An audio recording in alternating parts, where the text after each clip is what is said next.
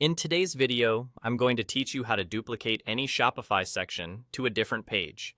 This is a handy skill, especially if you want to maintain consistency across various sections of your store without rebuilding everything from scratch.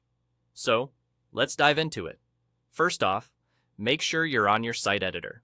You'll see a left panel, which provides a comprehensive list of all the sections and blocks available on the current page you're working on. It's like a roadmap of your page's structure, allowing you to see at a glance how everything is organized. This panel is your main tool for navigation, and you'll use it to find the specific section you want to duplicate. Once you've found the section you'd like to replicate, you simply right-click on it. This action will bring up a small menu of options. One of those options is Copy.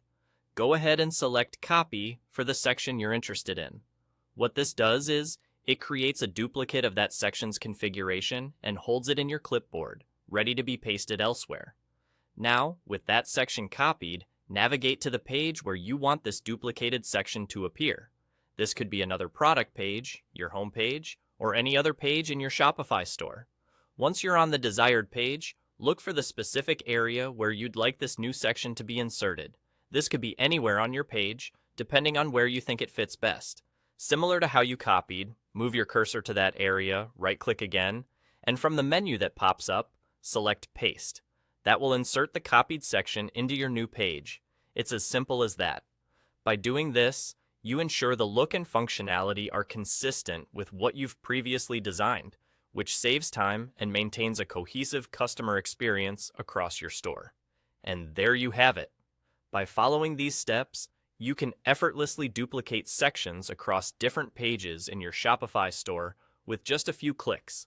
This can be incredibly useful, not just for maintaining consistency, but also for speeding up your workflow as you make changes or expands your site. Remember to preview your pages after making such changes to ensure everything is appearing as you expect.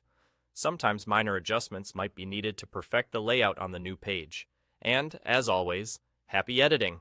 Feel free to reach out with any further Shopify questions you have, as I'm here to help make your store building journey as smooth as possible.